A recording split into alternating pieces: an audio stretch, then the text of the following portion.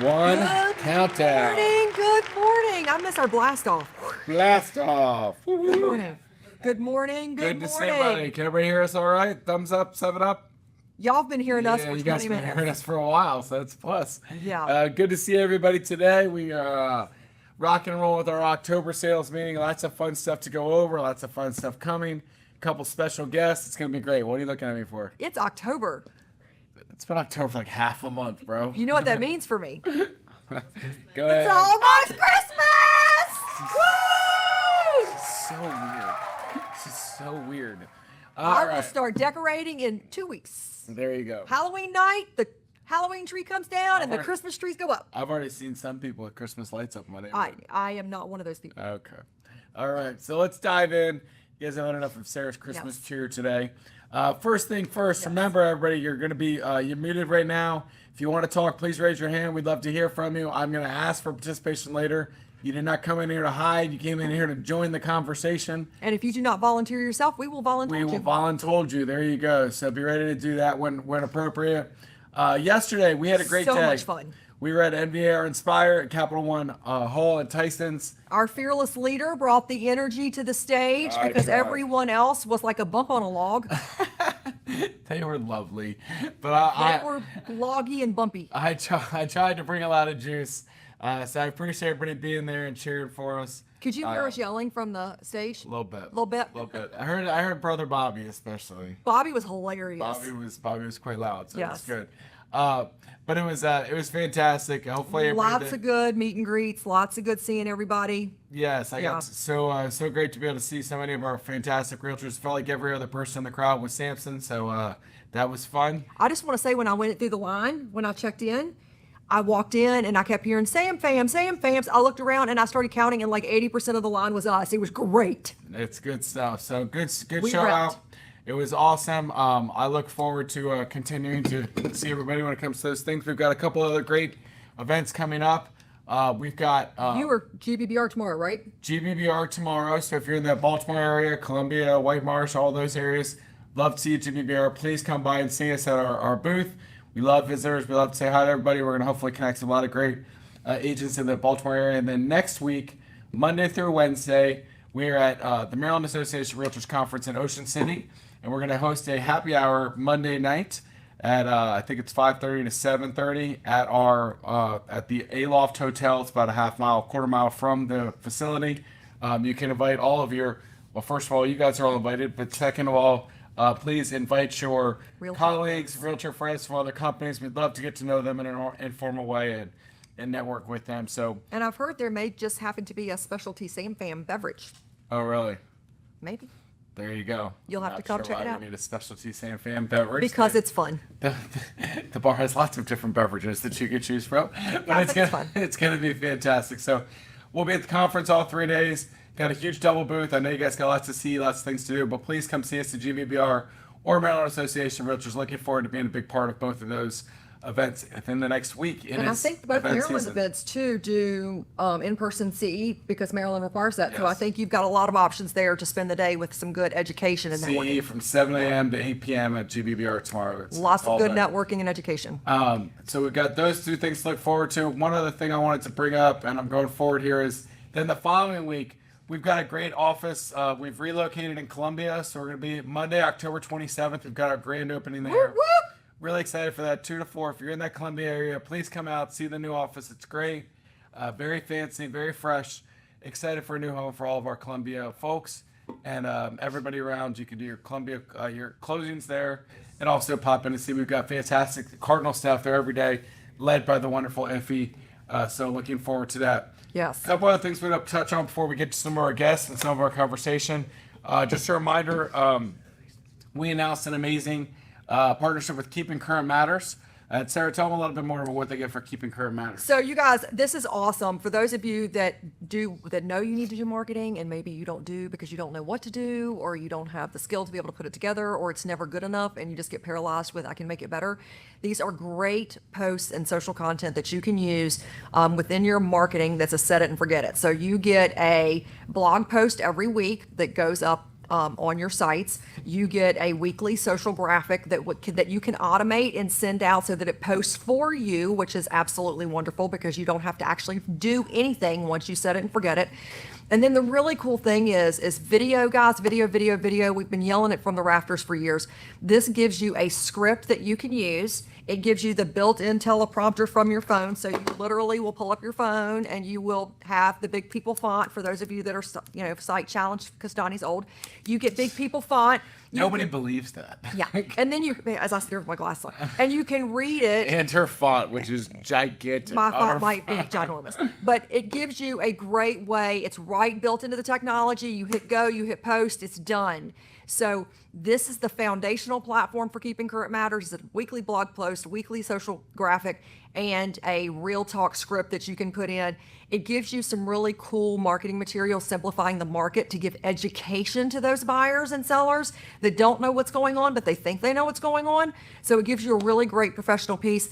Then there is an additional level if it's something that you guys have mastered this and you're like, hey, I love this. I want a blog post every day. I want a social graphic every day.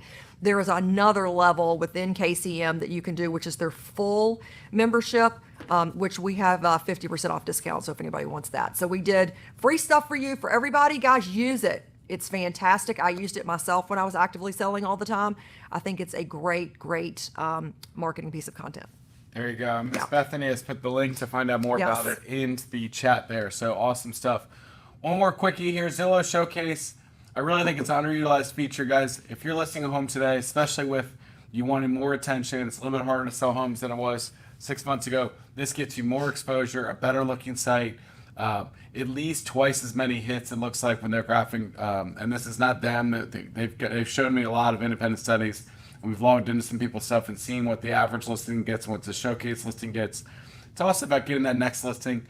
Guys, if you're going to sell your home in 3 months, what are you doing now? You're looking around Zillow for what's on the market. If you pop up as a showcase listing, you're more likely to get the call from those future sellers. So I love the idea of Zillow Showcase. I did see this on our Facebook page yesterday, and from the beginning of what I've been talking about this, I would tell you that what they do is they do replace where it says they give you your name, your cell phone like number, your placard, your information. It says your information on there. So there is a good chance that the buyers may call you, right? Or may say contact the listing agent. But there's also still a button on there that says request a showing, and that is going to go to a Zillow agent that's paying for ads. I would not buy this if your sole purpose is to get more leads from it. Now look, you can get some, and we've had some interest in that, but the real pull of it is it's an amazing listing product, help you win listings, get more exposure for listings, get it sold listings, and get future listings. Guys, it really truly puts a neon sign around your property on the Zillow search. Not literally neon. Yes, but what it does is it says, look at this, look at this, look at this, because it's got the showcase tags. Yes. I've used it on some properties that needed a little boost, and it did its job, and we got tons and tons and tons of traffic. So I liken it to people who are like, what does it do? It literally puts a neon sign on your listing and says, look at me. You guys have saying literally puts a neon sign. Figuratively. It figuratively puts a neon sign on your listing. Yes. A couple more reminders before we dive into our guests. HQDUs, guys, they're the most fun thing we do. I love it. I love that we get to connect with everybody in all the different offices. Full days of training. Our next one's in Charlestown next Thursday. It's not going to be Wednesday when we normally are because we still got a big group in Ocean City for the conference. So Thursday we're going to be in Charlestown, West Virginia. There's our schedule there, and that's pretty similar to what a schedule looks like. So you can see we've got a lot of great classes all day from our top agents, from our staff like Lynn, from Sarah and I, from Bethany, normally from a Cardinal employees. We've got our attorney, Jessica Springs. So just great stuff throughout the day. Oh, I love that. Look, an introduction and best practices of using AI. Nice job. There you go. Yeah, I love it. So those are coming up in Charlestown next week. Prince Frederick, Maryland, the week after that on Wednesday. Then Wednesday, November 5th in our new Columbia office, the week after the grand opening. And then back in Virginia and Alexandria, November 12th. So you can circle those 4 dates in your calendar.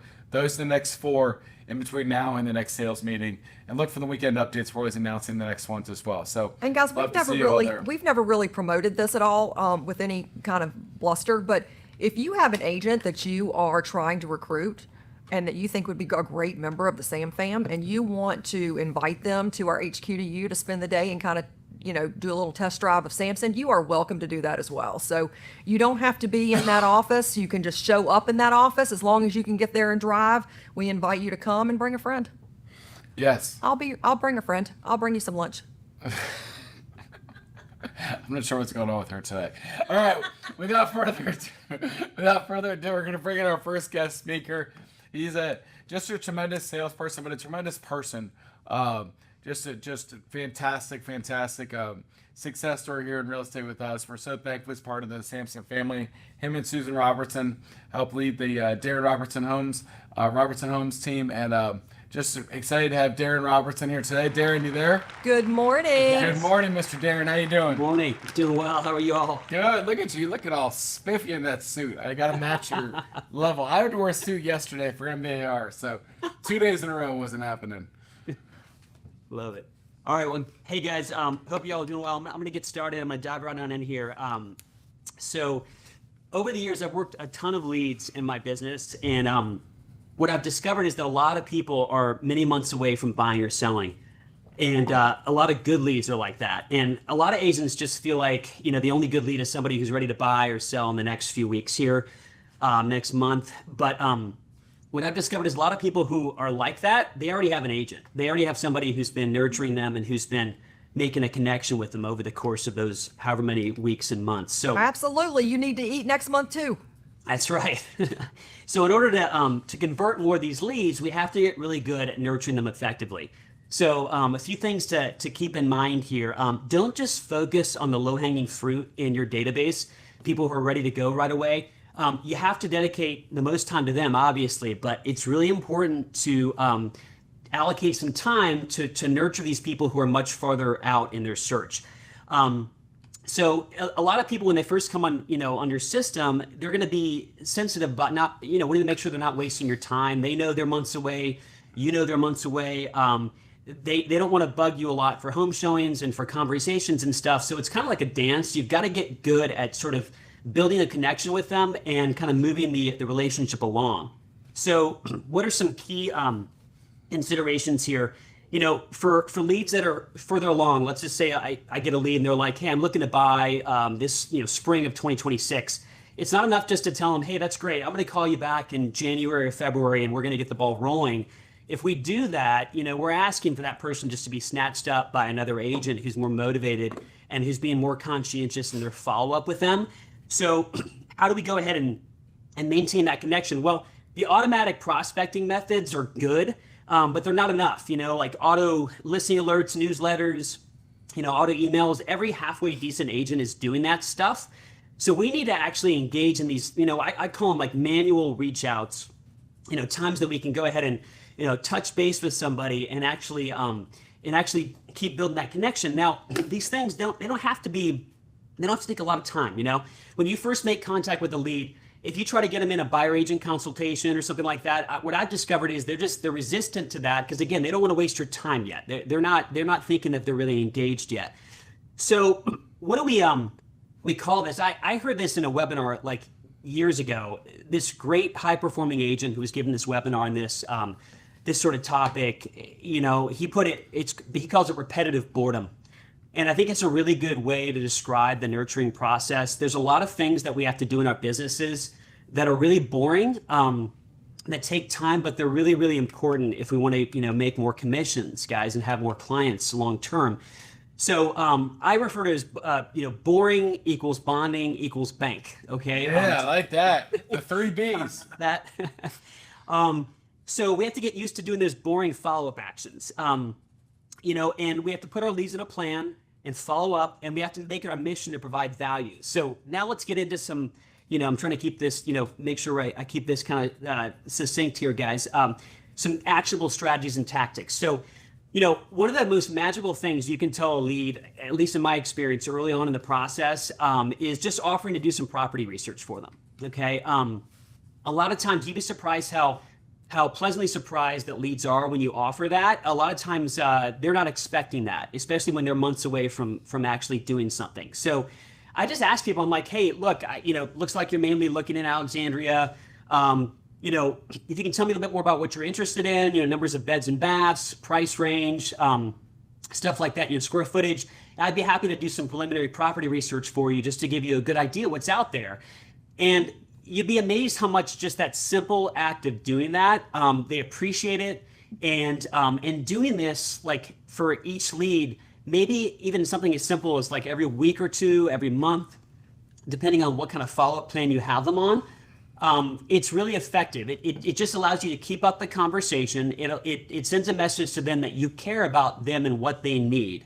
So that can be a really, really effective strategy.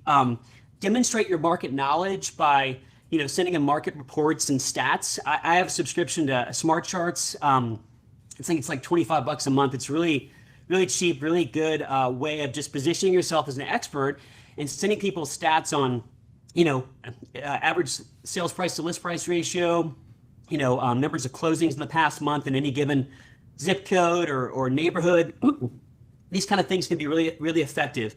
Look for ways to demonstrate your knowledge about different areas, attractions, dining options, different shops and stuff. Oh, you like properties in the Mosaic District area? That's great. My wife and I like going to happy hours in that spot. It's a great place to hang out. So just send people information about different neighborhoods. That way, it's a good excuse to touch base with them, because oftentimes you'll see that, like, sometimes when you feel like you've been working a lead for a long time and you're building a connection, it can just be hard to think of just different specific things, excuses to reach out. Darren, I'm going to interrupt real quick there. Yeah, please. I think one thing that nowadays, and I'm not effectively doing it, obviously, because I'm not out there every day, but I've seen is, okay, you bring up the Mosaic. Like, and you want something fresh to tell them. Well, now, look, we talk about AI all the time in business, right? Like, what are some hot new things to talk about with the Mosaic? Like, what are some new things going on with the Mosaic? All of a sudden, chat's going to shoot you out, and whatever your favorite AI is, some great topics or some great things, you can become that area. Maybe I don't know a lot about Mosaic, but I want to help enrich their knowledge there. Well, But now you're the expert. Yeah, now you're the expert. They can hit the same buttons, but being proactive in doing it and dumping some of that information back on them in a relatable way. Don't just copy chats. Extra long hyphens, yeah. But taking the knowledge you can learn from a 5-minute chat summary and research and relaying some of that back to them, or saying the hot new things or the hip new restaurants or whatever. Like, it can be a great way to connect, and you have somebody else do the research for you that used to take you a long time can now take minutes. So I love your idea, but just saying there's even a ways to do it now more effectively. Absolutely. Yeah, that's a great point, Donny. And another thing, when people ask you questions, don't just think of it as like, oh, this is one more task I got to get done really quickly today. I got to move on to other more important stuff. Really try to like over deliver in your answers to leads when they ask you questions. Try not just to give them the bare bones response. Try to anticipate, imagine, okay, this person's asking me this. What else might they want to know? What else is like a tangential topic there that they might not wanting to ask me yet because maybe they don't want to bug me too much, but how can I over deliver here? The more you do that, the more you'll impress them, and the more they're going to keep gravitating, back to you. Also, you want to learn very quickly what their preferred method of communication is.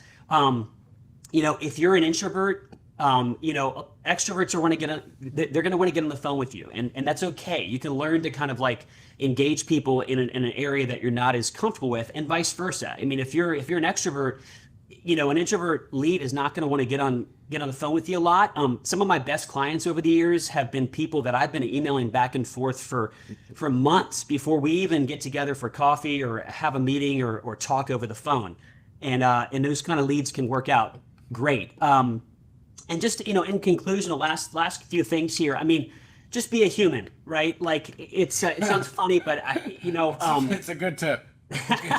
So often we can be so focused on just trying to get that sale that we sound like kind of like an automaton, and we want to look for ways to relate to somebody and talk about stuff other than just business, other than jobs and numbers and stuff. What are their hobbies? What are their interests? Do they like travel? What are their families like? That kind of stuff.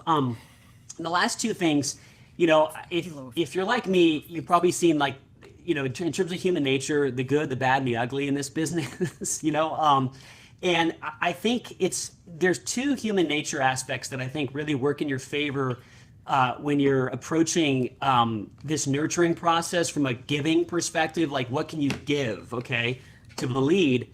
Most people have this inherent, when they feel a connection to somebody and they know that somebody's been working hard to build that connection with them and being nice to them and helping them, when they feel that connection, they're very unlikely to kind of have their attention be taken by some other realtor and work with another realtor. When you've invested the time, most people are still inclined to give you the first chance in terms of working with them. And then the last thing, on that same human nature level, most people, when they know you've given a lot of time over the course of weeks or months, and keep in mind, it feels to them like a lot of time. If you systematize this the right way, it's not a lot of time on your end, okay?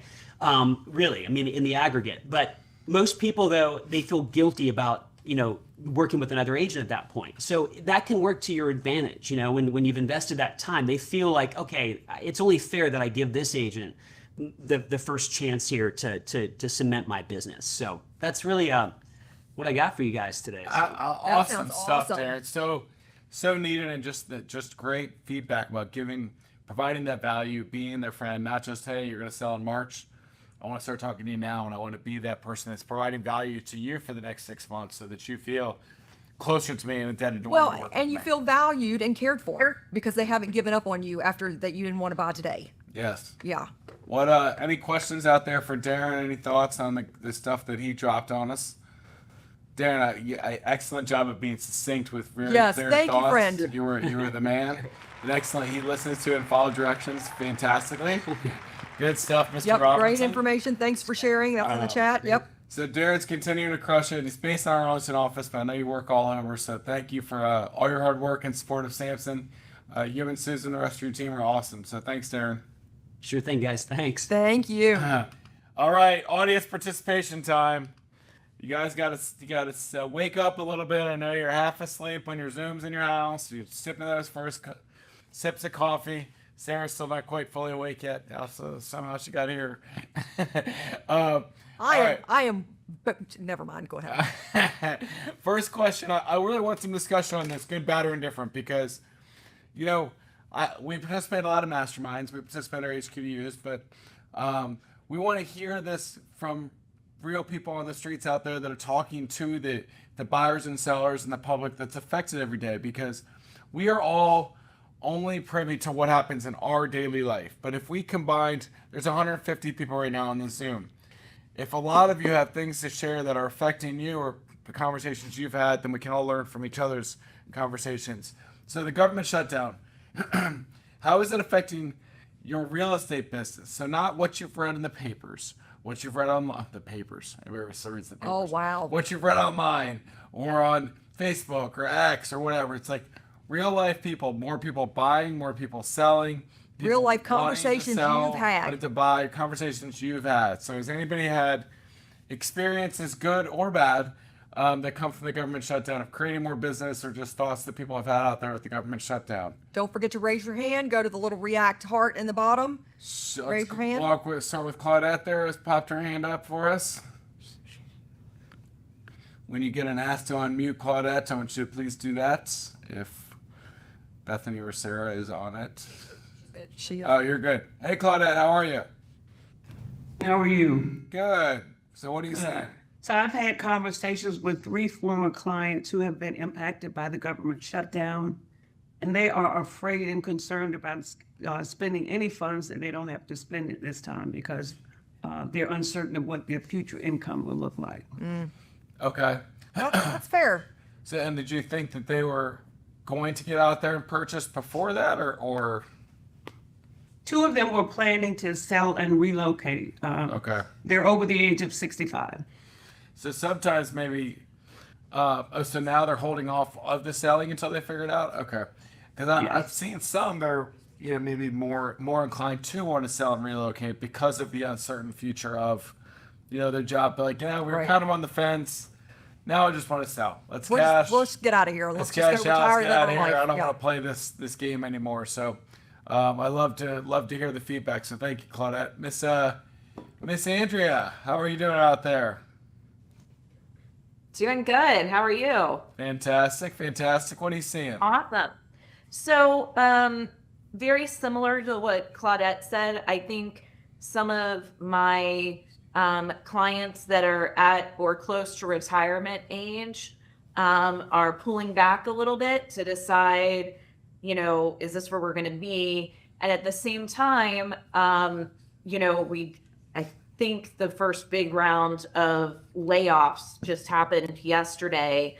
So some of my clients that are Department of Defense or Department of Commerce now have seen, their teams disappear or half of them leave.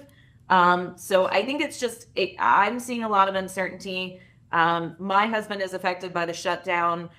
So a lot of our employees there, I've also been talking to, and it's, if their parents were moving closer to them or planning on going house shopping with us Thanksgiving, Christmas time frame, now that might not be happening because they don't know if they're going to still be here. Right. So, a little bit more, I think hopefully as things kind of get a little bit more structured and civilized here, hopefully shortly, it'll get everybody kind of back on the bandwagon, but there definitely is a lot of hesitancy right now. Uncertainty, hesitancy on both sides. Andrea, this is off topic, but I need to know what the rest of your shirt says. Oh, I love this shirt. There you go. Build I an empire and sleep. That's hilarious. I could see it. All I want to do is that I had to hear the punchline. I had to see it. So I appreciate you sharing. That's awesome, Absolutely. Andrea. Thanks, guys. Always good. These are always good. Good. Awesome, No, I thanks. appreciate the feedback. Anybody else of what they're seeing out there? Good, bad, Anastasia. and different. Oh, Anastasia. Sorry, I missed that one. Hi. I have clients who are not affected by government shutdown, but they're still hesitant because they see everyone else affected. Yeah. So they're kind of want to do something but afraid to do anything. So my strategy is to just provide them information, send them information still, just give them time, give them space. And when they're ready, and I'll be ready. Yeah. I'll tell you, I actually had a flip scenario last night for the first time, and I wasn't expecting this because, the government shutdown, for those of you that have been in the business for a while, we've gone through this before. And, listings kind of got delayed for a week or two before they went to settlement, and things kind of just blipped for a short hair, and then we got back to the market.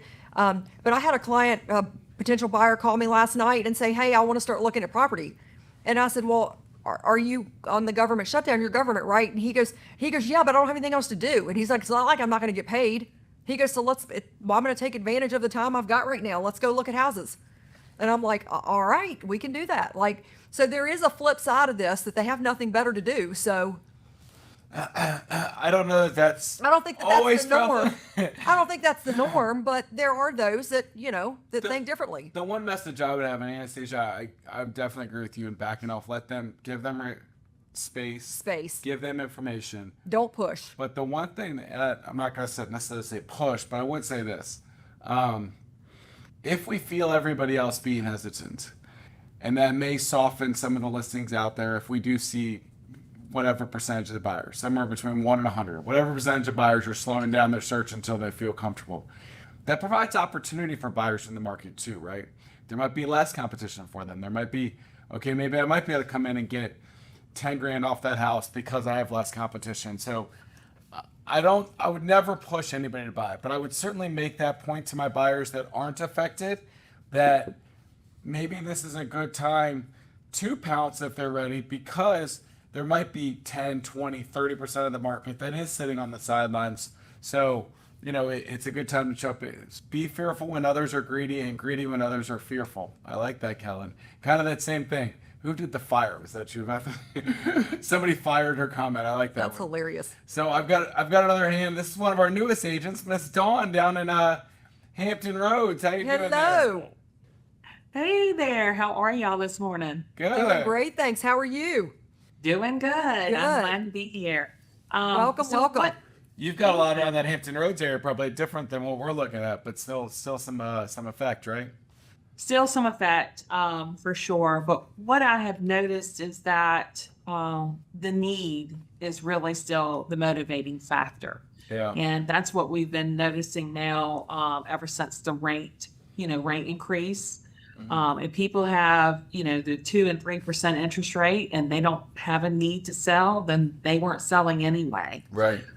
So we're still seeing movement, but it's still all based on the need. Yeah. There's and not a we're lot behind of the, military not a lot now. of the wants in the market, just the needs, the buyers and Right. sellers both ways, especially the Absolutely. sellers, right? You're not selling because you want to, you're selling because you need to more often than not.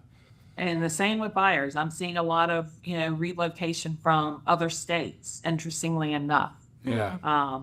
So, if they are not happy with their state, sometimes is what we're hearing, then they want to move out of their state. It's just interesting to hear, but you've got to find out the need anyway of, and the motivation behind whether someone's selling or buying so that Yep. you can help support them in that process. Right. Awesome. Absolutely. Good stuff, Dawn. Appreciate you sharing, and good to see you. Good to see you. Miss Denise, let's go to you first. Then we got, it looks like Juliet as well, maybe. Hi, good morning. Hey. I'm working with buyers right now, and they're seeing what I'm seeing. They're very optimistic. They're not affected by what's going on with the shutdown, but they become very selective.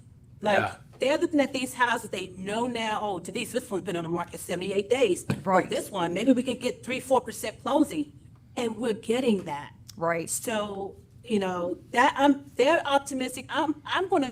I'm staying optimistic because I know I've been in this business for 24 years. I've seen it go up and it go down. So Absolutely. I had to share that because it's a little different than, what that I'm seeing on the other side. But I'm happy that there are some people that can still, buy because we need that balance. Right. Yep. And don't forget, you just like you said, you're getting those things. So if you guys aren't paying attention to the Cardinal trends that come out every week, make sure you're looking at that because it is definitely showing trends towards everybody getting the closing cost, everybody getting their contingencies back in play. Now, again, it's very situational. You got to know your market. You've got to know your neighborhood and your street. But these are all indicators that the market is a little bit more balanced right now, which is great. Balance is good. Good stuff. Good stuff. Thank you, Denise. Miss Juliet. Hey, I'm over in Stafford, Virginia, and what I'm seeing is tons of sale of home contingencies being accepted Really? now. Yeah, so these people who could not compete in the markets the last few years are finally able to move. They want to move, but they have that sale of home contingency. Right. And I was just involved in one that had like 4 in a row. Oh, wow. Yeah. So, and I just, It's quite a chain. We haven't had that for a long time. It's the dominoes. That's why Donnie's great. Yeah. And one of my listings was the Everybody. high price in a neighborhood down here at $950. The next highest house was $875, and we got an over asking offer. That's awesome. fantastic. And I think that it's a good topic is these buyers to reignite, the ones that maybe didn't get something or you've talked to over the last couple of years, but they couldn't compete because it was competitive, or they needed a home sale contingency, or they just didn't want to be competing. Now is the time to re-engage those people Right. in your database because now you can get a sale home contingency. They might not have to compete in today's market, so it's a good Or they tip. may be able to put less money down because somebody didn't like them before because the other person was going to put down 40, 50%, whatever. They only had 5. Now they can compete in those environments as well. Absolutely. So I Love great. this. I love the participation. Everybody be feedback, ready. yes. We'll do Roxanne, and then we're gonna pop into our next guest, and then Yes. we'll come back to some more conversation after that. So, Miss Roxanne, how are you? Good morning. I'm doing well. So Got a fancy one of headset. the I like things, that. I like that Thank- fancy so headset. one of the things that I'm currently doing is I'm doing home buyer seminars and seller seminars, and not just the seminars. I'm also providing them information, especially if any of them are affected by the shutdown. So I'm sending them emails, even text messages, voicemails, to help them if they are impacted and to reach out to myself and my lender. So not just my lender, but I also have partners that if they are impacted, how they can how they can move the money in their TSP so that they don't lose money. Oh, So I yes. offer them all other alternatives, how to protect themselves during this shutdown. I love it. Great stuff, Roxanne. Good tips. Be good the tips. valuable resource. Love that. Be that resource for people. I love it. So we're gonna come back to some more questions later, but now we got a special guest. Is Miss Sharon out there?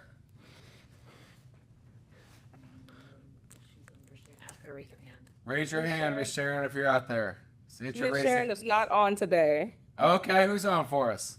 This is Brittany Hampton. Hey, Brittany, how are you? Fine, How Brittany. are you? Well, let Bethany spotlight you real quick. Hold on, All right. so everybody can I got see her. you. You got her? There we go. Okay. All right. How you doing, Brittany?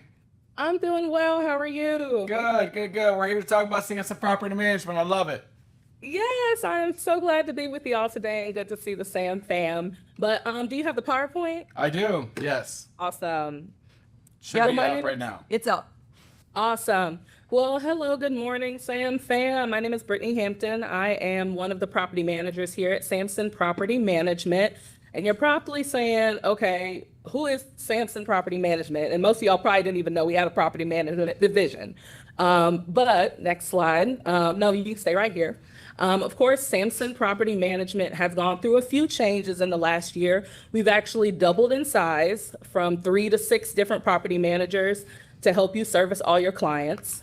We manage currently in PG County, Anne Arundel, Montgomery, all of Northern Virginia, and of course, the funnest one, Washington, D.C. That is not fun. I know you're on that one. I'm on that one. I've been doing property management since 2018, and that's actually how I got started in PM, was becoming a DC property manager. So that's how I cut my teeth in this industry. But yeah, who is Samson Property Management? So we are locally managed, of course. We pair you with local Samson agents who will personally manage your property with care and expertise, okay?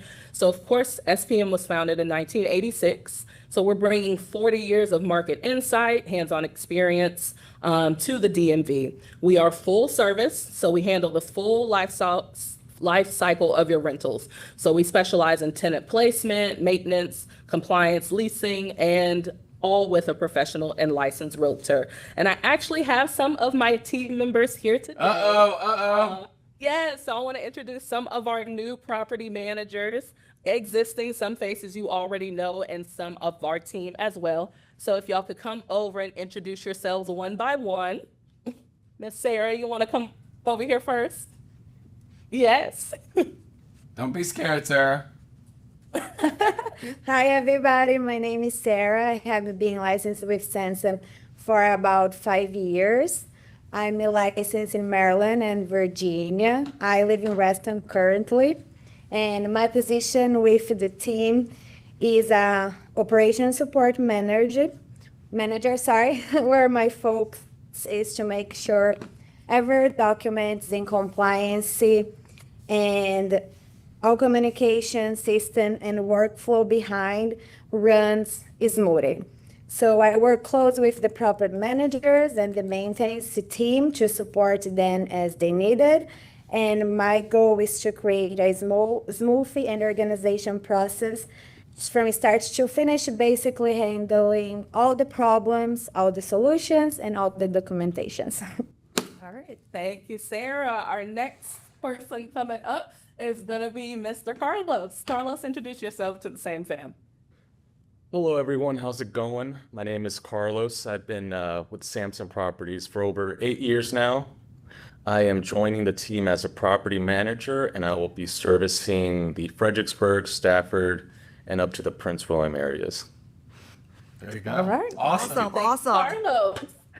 Sarab is next. Morning. My name is Saurabh Vasudeva. One of the new property managers on the team. Been a licensed realtor for over 4 years, licensed in Maryland, Virginia, and DC. Born and raised in Maryland and currently live in Anne Arundel County. So that's my primary area is Maryland, but also Northern Virginia and DC. Fantastic. Thank you. Welcome. He's another brave DC PM with me. Oh, look at that. You Yes. need to be brave to do DC property management. Yes, you do. Yes, and we have our next PM. Miss Jules, you want to introduce yourself? Good morning, Sam fam. My name is Jules Ferrer. I've been with Samson now for a little over a year, but I've been in real estate for about 15 years. I'm currently licensed in DC, Maryland, Virginia, and Florida. That's the long-term retirement goal. I am a veteran and I also speak Spanish. So I currently live in Hyattsville, Maryland, right on the DC line. So I am in the trenches with the DC, Prince George's County, Virginia. I'm happy to be here and happy to help all of you guys with your with your clients and your property management needs. So, Awesome, yes, great, thank you. And we have one last person. Oh, two. My apologies. Two more. Jamie. Oh, hello, my name is Jamie Connolly. I've been with Samson Property Management just about a year now, but I've been in real estate and mortgage business for many, many years. Currently, what I'm doing for Samson is on managing the maintenance side of things, doing everything from taking initial orders, work orders, or maintenance requests for small things as, running toilet all the way to big projects like remodeling a home. We currently I'm managing over 30 or 300 properties right now. And I guess that's about it. Thanks. Great, thank Awesome. you. Thanks, Jimmy.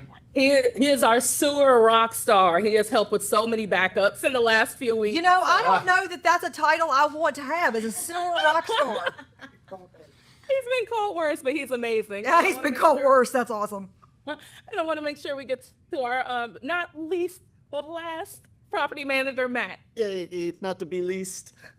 Good morning, Sam fan. Hey, Matt Whitman, property manager, licensed in Virginia. I've been licensed since 2006, which got a little salt in my pep. I live in Alexandria. I like long walks on the. Oh, hold on. Breaking news. I've just been handed a note here, and it says, "Pumpkin spice is overrated." Oh wait, sorry, I wasn't supposed to read that part. I was supposed to read please read during the meeting. Property manager's main function is to build rapport. I don't know what that is. So we're gonna go on to let's keeping it real. The property management is all about the big connection. Okay? When you have a client who joins property management, we're going to keep that connection with you and your clients. Every month they're going to be getting a deposit. We're going to be under the umbrella of Samson, and who doesn't like to see a monthly check coming every month? And the more spokes on the wheel that we have, the stronger the wheel. So when you're able to offer your clients the property management services, that just makes your business wheel stronger. So cheers to everyone on the spooky season, and cheers to your wheel of fortune. Awesome. I would like Matt to come and host this full sales meeting from now on. Yes. He is a hoot. The whole team has just been amazing. Although I do love pumpkin spice. He's wrong about that. I know I like me a good pumpkin spice too, Matt.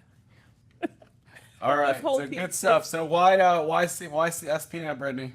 Yes, this whole team is here to service you. First off, when you work with us, you're not getting stuck on an endless phone tree. So you get direct cell phone access to your property manager. You get real people, okay?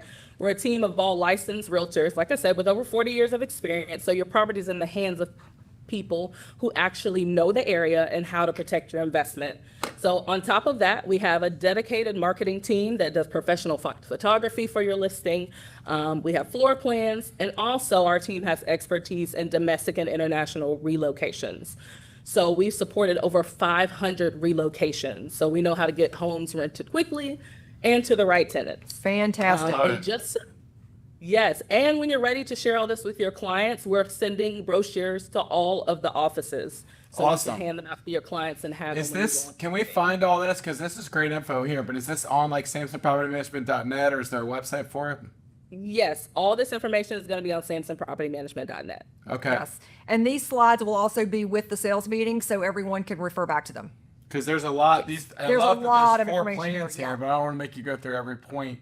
No, That's great. we're not going to do that today because we have other things to get to. But there are 3 levels. We have flat-based pricing, different pricing for Virginia and Maryland versus DC, just because of the complexity. Wonder why. Yeah, a little more complex in DC, but everything is transparent, one-time fees, and like I said, this brochure will actually be sent to each office so that you can have a copy of it as well. Awesome. And then we're bearing the lead here. There's an incentive as well as getting great care for your clients, right? There is. The thing everybody wants to talk about is the money. Show me the money. Yes, the easiest $500 you can make. So for every door that you refer to Samson Property Management that signs a management agreement, you earn $500 per door. Here's how it works though. We handle everything. So we would do the listing, the marketing, the showings, the applications, the tenant screening, the leasing, and the maintenance coordination. Sounds good to you me. You don't have to do anything. So we do both the listing and the property management. That is how you would get that $500 referral fee. And the point that everybody was asked, that they still get to keep the sales, you just take the rental portion of it, right? Correct. So we want to keep everything within the Samson family. So we manage the rental, but when the owner decides to sell, the property comes right back to you as the agent. Awesome, awesome, awesome. Well, thank you, Brittany and team, so very, very much for jumping in this morning. Awesome stuff. So we look forward Great to, seeing you. I know you guys have organized well and ready to launch, and excited to make this a huge part of our Samson family going forward. So thank you to Brittany and the whole team. And Matt, your seat is warm here for next sales Yes, meeting we if will you wanna replace come in. Donnie with you. You're welcome to come in. Oh, I didn't know it was me. I thought it was Sarah that was getting replaced. See, and if you guys have more questions, you can reach out directly to Brittany. I know that we put her email in the chat there and the Yes. phone number. You can go to samsonpropertymanagement.net, which Bethany put in the chat there. So thank you for Perfect. that. Thank you, SPM team. Well, we just got another lovely guest came in here, so we're going to invite in the lovely and wonderful Miss Carrie Lindsey. Let's look at our capture rates as she comes up here. So Virginia, West Virginia, 54% of our buy sides last month. Maryland, DC, 42%. Average capture rate, 49% of our buyers. Great stuff, guys. And now it's broken out by region here. And I think that, we have added a couple of these offices that were not in the regions yet. You are in here now, which is good.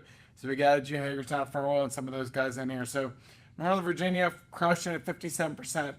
That Baltimore region, we're going to come up and have a conversation. That's not a super good month there, guys. Not going to lie to you.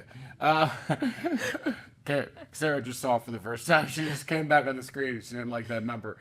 You can see which offices we're putting under certain branches there. So we will work hard to continue to be a great resource to you at Cardinal. And let's get all those numbers above that 49% line. And we will get those capture rates even better. The more you support Cardinal, the more we can make add additional great things to make Samson cook. So welcome, Carrie. Good to see you today. Thank you. Good morning. Good morning. Good morning. You got some August award winners. This is September award winners, so we got. Oh my gosh, yes. So September award winners. Who we got? We've got some awesome September award winners. The first of whom is Shayna Barnwell.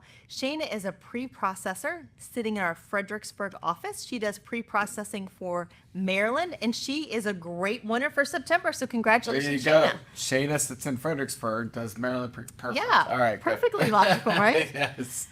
Jives. Next, we've got Rachel Nebel, our processor of the month. Many of you know Rachel. She started in Chantilly. She worked in Fairfax, and now she's in Winchester. There you so go. Rachel's got it all covered. Congratulations, Rachel. There you go. Great job, Rachel. Oh, I know Mike Miller. You There know go, Mike buddy. Miller. Speaking of someone who has it all covered, you see Mike in Winchester, Culpeper, Gainesville, Leesburg. Mike is on the go. He does lots of closings for us. People are always in great hands with Mike in all the various places where he conducts a closing. So congratulations, Mike Miller, Settlement Agent of the Month. We've got Nikki G, our post closer of the month. Nikki is in our Woodbridge office there with Ruby, Mary, and Yolanda, always doing a great job working through those files so quickly and efficiently. Awesome. Great job. And last but not least, Oh, Van. the lovely Van. Van is our above and beyond winner for September. Anybody who Do you know knows why she got Van- above and beyond? Is this a joke? Yes. Okay, bring it on. Because Van is also Sarah's processor, and she had to deal with Sarah on a couple deals. That gives her above and Okay, beyond award okay. winner All automatically. right. See, I didn't realize. I didn't know it was weighted like that. I thought we voted. You So, did know, vote, yeah, okay. but There's extra always that. votes for Okay, Jen and extra votes Sarah. for Sarah. Well, Van also probably gets extra votes because she is never empty-handed when she comes to Chantilly. She is a baker of cakes, cupcakes, millions of baked goods. She's just above and beyond. She's recently been an interpreter for a Vietnamese closing. There's nothing that Van can't do. She's excellent at processing, baking. She's a wonderful person. So congratulations, Van. Except when she brings all these baked goods to the fourth floor. Ah, okay, yeah. She needs to find her way to the fifth floor as well, Van. There's nothing left over, Donnie. We gobbled them down on the fourth floor. Well, maybe a secret batch for Okay, the fifth yeah. flour, maybe. Yes. All right, we'll try to hide some for you. Great. Congratulations to all of our award winners for September that helped Cardinal go. And we have fantastic staff all over, but these five, great job for September. Any other great tips for us? Looks like this scary guy's back. I know the scary guy is back. He's always looming out there. Just a reminder about wire fraud. Sarah sent out a really great email, just a reminder of something weird that happened. Somebody called a place of employment for a borrower and tried to change wiring instructions by calling their place of employment. Cardinal would rarely call anybody's place of employment. We know your cell phone or your client's cell phone, and that's how we contact people. But this was a new one for us, and it seemed like the caller ID was coming up as a title company caller ID. So just a reminder, always have those conversations with your clients when they sign that wire fraud form, making sure they know it's real, what to look out for. We'll only send the wiring instructions through Qualia. We bank at Bank United. And if anything strange ever happens, they need to call on a number they already know, not a new number that might have been provided during this weird communication. Yeah, and guys, that's a scary thing, right? We're used to like, okay, the email looks weird, but somebody calling their office, it comes up like a title company, and them knowing they're I mean, just when in doubt, you've got to talk to your clients about this, guys. I know it seems like, oh, well, it'll never happen to me until it does. Yeah. You've got to warn them. If anything sounds fishy at all, we've got to have that conversation. Have them reach out to you. You all reach out to Cardinal and confirm what's going on, before you send a wire anywhere. We've heard so many horror stories out there when it comes to this. And thankfully, we've caught this one. We catch most of them, but you just gotta be on the lookout at all times for this. The bad guys are getting smarter every day. They right? are. It seems like they're always a step ahead. And so, you're the one who's already in a relationship with your client. When you have that conversation reminding them that they can't be too careful with their life savings that they're using to buy this house, it really makes an impact. We do wire fraud education too, but it makes an impact when they hear about it from you and then again from us. Absolutely. Looks like we got a raised hand there. John O. Yes, sir. Good morning, everyone. Good morning. Hey, I have a question, Cardinal boss. How do we bridge the gap between when we receive the automated message, let's say from MD, from the new contract? How do we bridge the time between that time and when the transaction is actually opened on Qualia? I have one right now. I've been waiting on the file to be opened on the Qualia. I don't have any thing here. Okay, John, generally it's open that same day as long as the contract's complete and we have any acknowledgement we need. So is there possibly like an ABA or something that's missing? Because generally we open everything the same day that we receive it. No, I've had a couple of incidences like that, and matter of fact, I have one right now. I'm still looking forward to Qualia. When did you turn it in? Yesterday.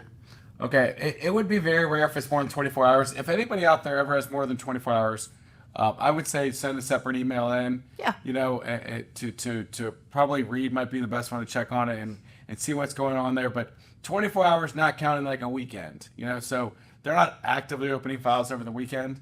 But if you send something in over the weekend, it really should all be open by the end of the day, Monday at the latest. Or Monday is the biggest day for stuff getting in. But if you get more than 24, 36 hours, I would reach out, because I would say that it's always should be open within 24 hours. Reach out to who, Donny?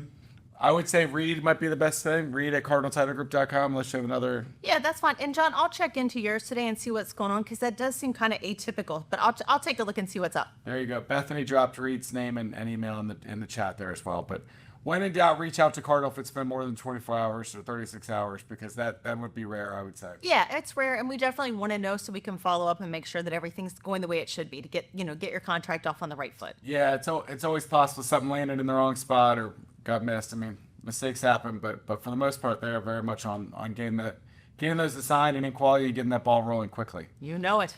There you go. So, any other tips for us, Carrie? Nope, just wanted to touch on the wire fraud tip and thank all of our great people. We've had a really busy month in September and here again in October. So thank you everybody for trusting us with your business. Hopefully the rest of this month's going to be outstanding too. Thank you. There you go. And continue to check out those Cardinal Title trends. I go over them in the Friday Weekend Update. We email them out typically on Fridays. But Cardinal's getting anywhere from 150 to 200 contracts a weekend, and we're digesting all that data and sending it out to you guys so you can get up-to-the-minute market stats on what's going on the contracts that we receive. So good stuff. Thank you, Carrie. And Thanks so much. Cardinal Thank Title Group. you. Thank you guys for your continued support of Cardinal. it's really the way that we can do all the things we do. The more you support them, and they do a great job. All right, so make this big for everybody if you could, Mr. Justin, so that people can see the slides. So we got the fourth quarter challenge. Believe it or not, we are already in the fourth quarter. So Miss Lynn Hamilton, our amazing lead educator here, who you guys have seen teaching all over the place, dropping knowledge all over. So Lynn's got our fourth quarter challenge. I'm going to call an audible here. Lynn, I know you're out there. I've seen you commenting. Can somebody pump her up real quick, Bethany? Yep. Lynn, I would love to hear you. We have so many people that are new to us all the time, and most people are like, fourth quarter challenge, what does that mean? So, Lynn, I love that we do this because it gets people organized on their business. They're back from summer, finish the year strong, and the way you finish this year, guys, your 2026 and what it's going to look like starts today. It doesn't start January 3rd when you're back from Christmas vacation. It starts today. The work we do today is how successful we're going to be next year. So tell us a little bit about the fourth quarter challenge, Lynn. Absolutely. Well, thank you. Hey, we've done it for the last several years, and it is. Hold on a second, Lynn, I've got to say, this is amazing by Lynn. Look what's over her shoulder. Just the subtle Cardinal picture at all times. Like, does not miss a detail. Love it, Lynn. Go on, though. I interrupted, but I loved it. It's fantastic. Because if you know, you know. You know? Go ahead. If it doesn't poop on me, I'm fine. So, anyway, I love the fourth quarter challenge. An email went out to everybody yesterday, kicking this off. We are giving you points for various tasks that need to be done throughout your week, your day, your month.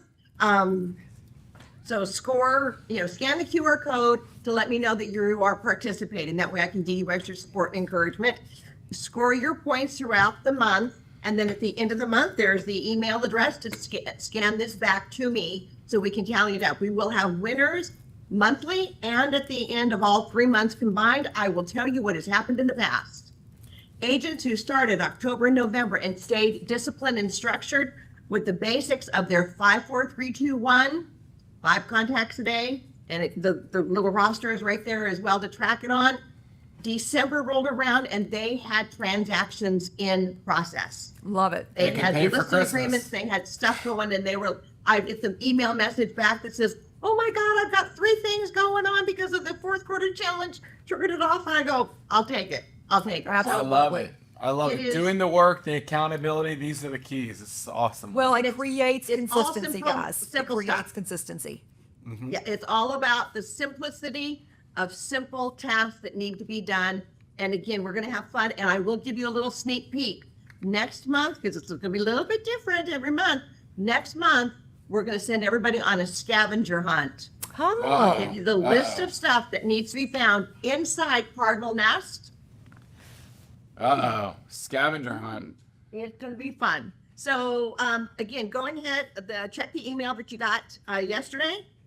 Scan the QR code, get started on it. I'm excited to have everyone participate. It is a wonderful, just a great way. And again, I don't care if you do everything on the list or if you only do a couple things on the list. Just do something. Build your momentum. Yes. Got to start to build that momentum. And get you going. So How do you eat an elephant? One bite at a time. If you're not one happy, bite at a time. If you're not happy with your 2025 business, guys, the way to do it is to change something. You got to do something, If guys. you don't know what to do, dive in with Lynn right away and start doing the little things day by day, and it's going to add up to big things. And your 2026 will look a lot different than your 2025. So absolutely. Awesome, And Lynn.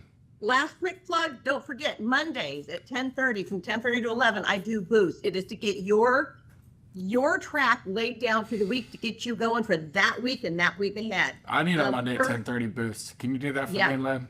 Yes, I can. All right, yes, perfect. I can. Thursdays, I do 2 Zoom sessions. Tomorrow, just so you know, is the top 5 things in a buyer and a seller consultation that everybody needs to make sure is being really focused on. And then the 2:30 class is, again, to recap the Cardinal contract trends and the marketing stats that you give on Friday, how to take that information and create 2 or 3 talking points for your footprint, where you're at. That way, when somebody asks what's going on or how's the market, you're not looking at them going, I don't know, I don't pay attention. So, yeah. Thank you, Lynn. Oh, Lynn, I can drop $100 from Lynn all day. Awesome Love it, stuff, love it, Lynn. love it. If you guys aren't in with Lynn and say that was the first time you've seen her, then you need to dive in. You need to dive into her Zooms. You need to get into her classes in person. It's great actionable item stuff that we do here. So thank you, Lynn, and I'm excited for people to jump into that fourth quarter challenge, in more detail. So yes, there's one point And I often get blamed for agent success, but I'll take it. Yes, you do.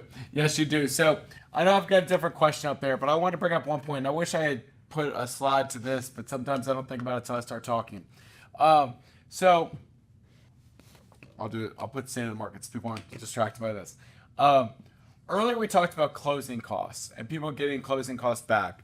So in one of our masterminds, we had a great conversation, and it was with Dustin and Devin Fox, Devin first brought it up, and then it led to a lot more conversation as this. If you've got a listing, and let's, for argument's sake, say it's sitting at 649, and you're not getting the traffic that you need or that you want, right? Now, the first thing people would say is, well, let's drop the price. Okay, if you drop it to 639, it's going to really make a big difference tomorrow? Probably not, right? The same people are looking at it. The same people are liking it, not liking it, making an offer, not making an offer. So what somebody did, I thought it was a great idea to think about on both sides, is this. They made a graphic, and we're going to work on trying to do something like this and sharing it out there, that said, this house can be advertised, this house can be bought for 5.5% interest rate. And it was sexy, and it was the second picture in the slide, and it made their buyer traffic, went 10x that weekend. So they had 4 or 5 people through the previous weekend, and then they had 30 through the next weekend. Why? Because it was so psychological that everybody's like, oh, I could buy this house for 5.5%. Well, the reality is this, guys. Every house could be bought at 5.5%. What did they do? They took the lender credit and they bought down the rate. It might have been $7,000, $10,000, $15,000 in a lender credit. But if a seller gives a $15,000 closing cost credit to buy down the interest rate, or they drop the price $15,000. Dropping a price $15,000 probably is $80 to $90 in a person's monthly mortgage payment. Paying $15,000 to drop somebody's rate from 6.5 to 5.5, or whatever the number is, could drop their payment $500 a month, $300 a month, $400 a month, and make them. Oh, did I freeze? Yes. Keep talking. Okay, I'll keep talking. It not only drops their payment a lot, but the psychological aspect of it is, I have a 5.5% interest rate now. Now all of a sudden I'm excited about buying. There's so many buyers out there right now that are waiting because they want to hit. I want to make sure when the rate's 5.5, I jump in. The problem is, we all know this. If you wait till it's 5.5, everybody else is jumping in too. Till it's 5.5, then we're all going to jump in and compete. What if you jumped in right now and just said, you know what? Go to your lender and say, what is it going to take for me to get, if I'm buying in the $700,000 price range, right now my rate's 6.5. What is it going to take for it to be 5.5%? 12 grand, 15 grand in a buy down? Figure out what that number is, go into it and ask the seller for those closing costs, have them buy down your rate to 5.5%. Now all your buyers in your car today are looking for houses at 5.5%, because a lot of the houses out there would give you $10,000 to $15,000 in the closing cost credit to buy down that rate. And if you buy it down now, you've got no competition, you've got the 5.5% rate, and you've got a good price point. And you've got your home inspection contingent, and your appraisal, and your financing, and all the things that you want to get. The home sales, like Juliet talked about earlier. So it's really, we talk about things, but what's old is new. But buy downs can be super effective right now from a seller's perspective, offering them out to get buyers off the fence. But from a buyer's perspective, do the math ahead of time. Have your buyers equipped. If interest rate's important to them, go talk to your lender and say, hey, what's it going to take to get it down a half, 3/4 of a point? Now your buyer's like, hold on, I can get this? All right, I'm in. Most sellers will give you that 10 or 12 grand. They were thinking about dropping the price 10 or 15 grand anyway, right? So it's just a really good thought process that led me down this path of, we really should be doing this more often when we get a stuck listing that didn't sell in the first week or two, and it's stuck, or not getting the traffic we want, or we got a buyer that's kind of sitting on that fence and not really sure what to do. It's another tool for you to be able to pull out of your toolkit to help people maneuver through the noise and get to an end result if they're meeting your needs. If they're monthly payment conscious, or they keep talking about interest rates and being worried about, is the interest rate too high or what, then run some estimates with your lender. You all have trusted lenders out there, and if you don't, reach out to us. We can connect you to some great ones, and you can get those estimates out there. If I've got a buyer right now, I would have, okay, here's my buyer, here's my estimate for, I'm just saying, $700,000 for argument's sake. At 6.5%, here's what it costs. At 6%, at 5.5%, what's the buy down got to be, and what's the best scenario for me? So that really should enter back into our equation again. Is thinking about those things to get them the interest rate of what we hope is the spring today, Yes. but without the spring competition. Right. All right. So any other thoughts on that, or I want to hear from you guys about this. Our next great topic, I skipped over it before, was open house traffic. Oh, I got to go way back. I'm not doing it. Too many clicks. Open house traffic. Who has done an open house in the last couple of weeks? We're back. It's consistently fall now. We're not, it hasn't been a holiday in the last couple of weeks. It hasn't been anything crazy. We've had decent weather. What has been your open house traffic? Where at, price point, and how many people have gone through? Good, bad, or indifferent? Raise your hand, click on react. There's 152 of you out there currently. I promise you that some of you have done open houses in the last couple of weeks, and you just need to pipe in and share about them. Or we're going to voluntold you. Yep. There you go. Mr. Boswell. Hey. Hey, how are you doing? Good. Good. Bear down. Oh, no. Hey, can we cut his feet? Sorry. Can we cut his feet? Sorry. So, I do a lot of open The houses. Bears beat the Redskins. Got it. Gotcha. Go ahead. I figured.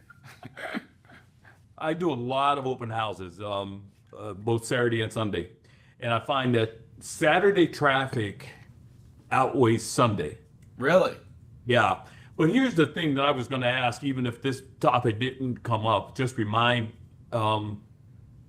agents and my colleagues that if you want to hold an open house and you know ahead of time, please, the big difference is sending out those free 200 Postcards. What a difference, right? If you don't, I know it's not always possible to send them out because sometimes it gets decided during the middle of the week and you can't get them out. But they have to be in by 9 o'clock on Monday mornings. But what a difference when you send those out and the results of your open houses really beginning on Saturdays. So I get about 60% of my business is from open houses. And it is such a big difference when they don't go. That's a good tip. Yeah. So what Mr. Boswell is talking about there is that, you got to get those open house postcards in. We want them in Monday at 9 a.m.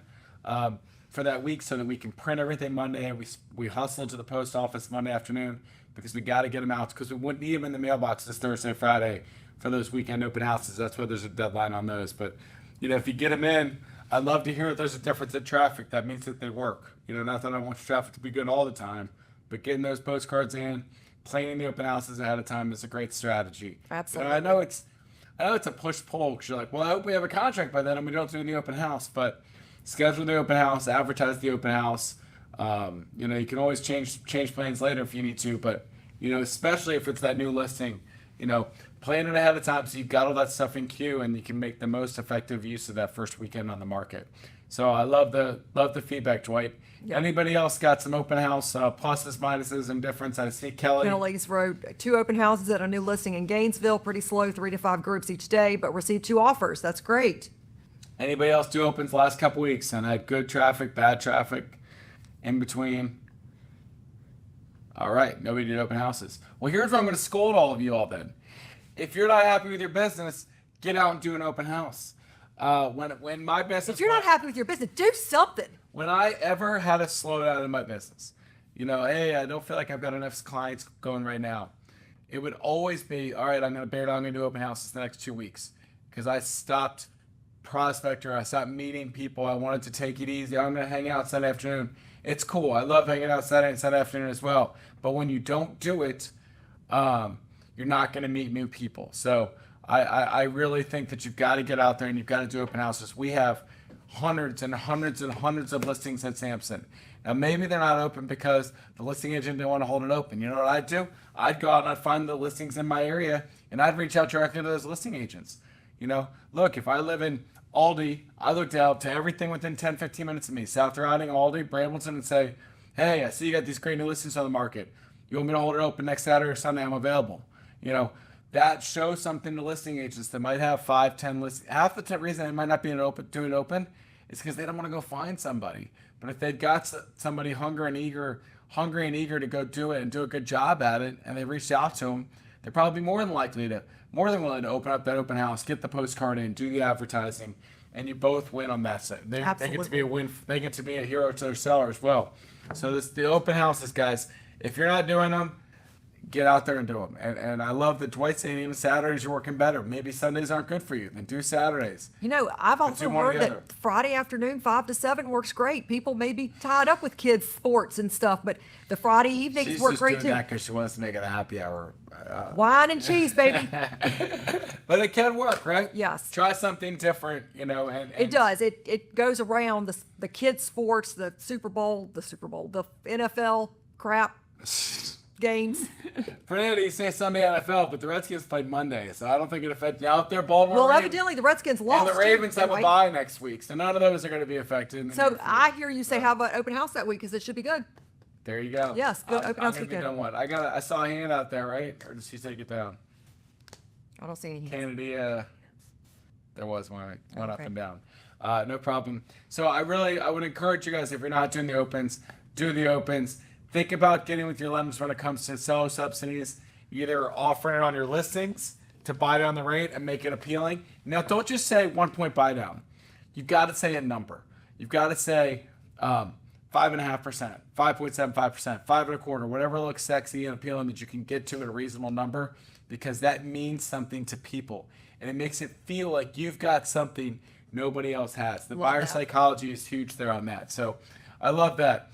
All right, anybody, what are they noticing out there? Are they seeing more contracts, more listings, slower? Casey had something really crazy that he put out there. I know the other day that in Arlington, and he's saying it's government shutdown related, but I don't think we'll ever know unless we talk to the people. But he saw an 81% increase in inventory last week. Now, I don't know if you can directly say the government shutdown that all of a sudden 81% more people listed their home within 2 weeks, but it was a big jump in listings week over week. So that was something that he saw based on stats and data that they were out there doing. So anybody else seeing more listings, less listings, kind of overall market feel that they're seeing out there? Everybody? We're going to voluntold somebody. Sarah, look for somebody that we can voluntold somebody because nobody's jumping in there. I love voluntelling people. You know, I thought people just got sick of listening to me and Sarah talk the whole time, but I guess they don't like to participate. They like to jump in and just let us ramble on. Arslan, what's happening out in Ah, LA? there you go, Arslan. You got voluntold. Good. Good morning, folks. How are you? That's what you get for having A as a name. That's all good. What are we doing things to attract new buyers? I think education is the most important thing. With any new buyers, we'd like to have them come to the office and educate them about the market. And most importantly, I think we do talk about the most uncomfortable conversation, which is the commissions as a real estate agent. So I think most buyers, they have, especially first-time home buyers, they don't have a great idea exactly how the process works. So it's great to sit down with them, educate them, so they feel good about it. We just had a buyer yesterday. He was a little hesitant to sign the buyer's rep agreement because he said, well, you know, you have that in there that I'm supposed to pay you this. So we had to explain him, sit down with him, and kind of go over it, including his grandma, who is, you know, funding the deal, so to speak. So, Gotta get grandma's approval. We like grandma. Well, yeah. Hey, but you're cute as a button, Arslan. Every grandma's gonna sign with you. Oh my God, Arslan's new claim to fame. Donnie says I'm cute as a button. You're too kind, Donnie. But I think education is always most important, especially with buyers. And then when they say that you're a professional, you're working for their best interest, and you need to have a game plan from A to Z.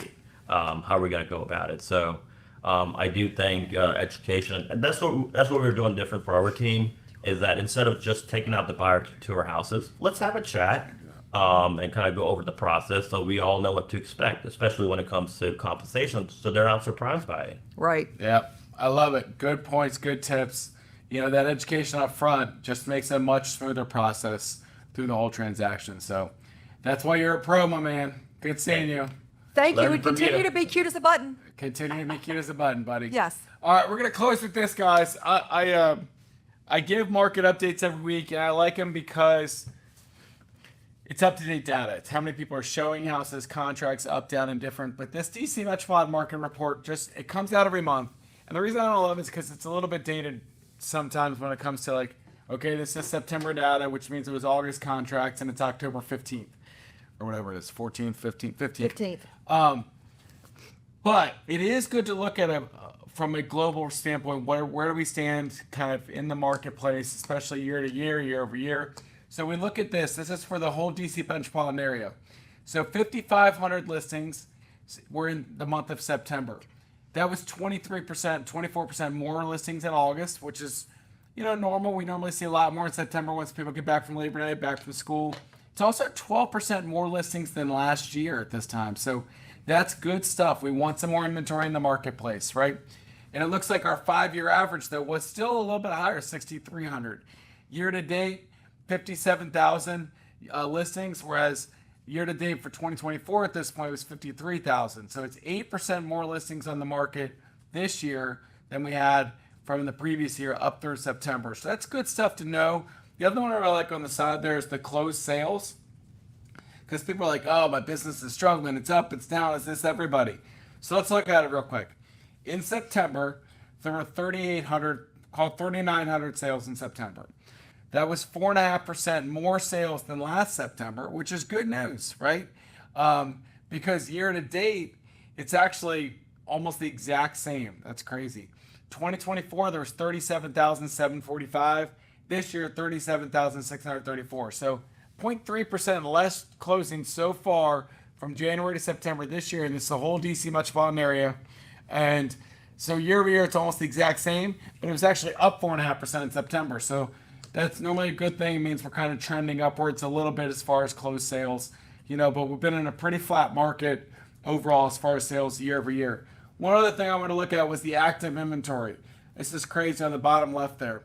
So there's almost called 11,000 active listings right now. Well, the 5-year September average was 8,453. So you can see that there is a lot. When you say feels like there's more inventory out there. Yes, this is the highest it's been in 5 years, and by a decent margin, right? Last year at this time there was 7,900 listings on the market, and now there's 11,000. So that's a good bit more. You know, and even last month there was 10,100. So we are seeing that number of inventory grow, you know, significantly over time. But that's a good thing. You know, when we look back to 8-10 years ago, we're still way under what that was. So it's not a bad market. It's not an overly flush market.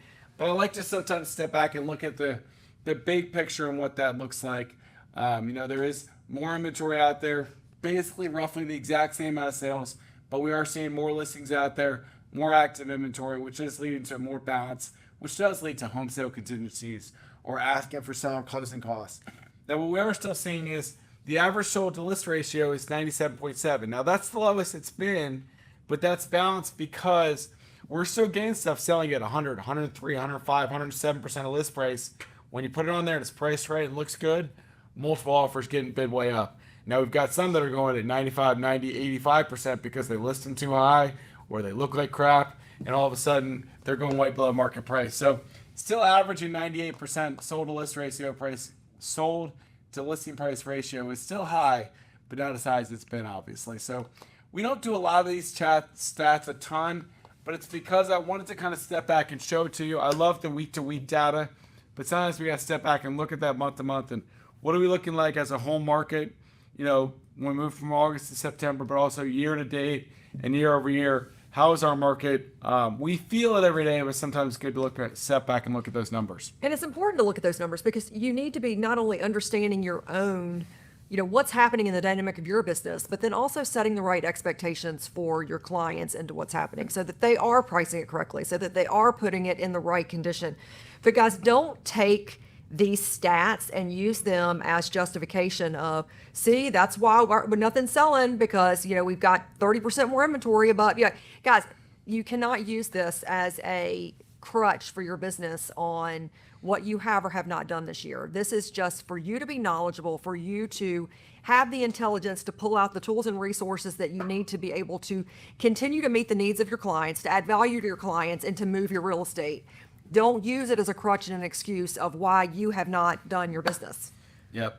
You've just got to educate yourself so you can set proper examples and expectations for your clients. Absolutely. So with that, we're going to close out the sales meeting for today. Our sales meeting in November will be November 19th, that third Wednesday of the month. We've got great... we'll be even closer to Christmas then. Yes, we will. I won't be able to control her. We've got lots of expos are going to be at GBBR, Maryland Association of Realtors. We've got a Columbia grand opening. We'll probably have an Annapolis grand opening, think end of November, early December. You got to put that on your radar. We've got some great things coming up here at Samson. We are so thankful for all of you, all of your hard work, your support, your loyalty. Things are just amazing. It's because of great agents like you. Thank you for your support of Cardinal Title Group. Without that, we can't continue to grow in the meaningful way that we are. Look forward to seeing everybody at all the different events. Yeah, stop by, say hi, stay in the booth, enjoy. Come to HQUs. Yes. They're the best thing we do. We've got lots of great education, lots of great networking, and we can't wait to see you there. So yes, thank you all for everything, and we will see you soon. Bye-bye, everybody.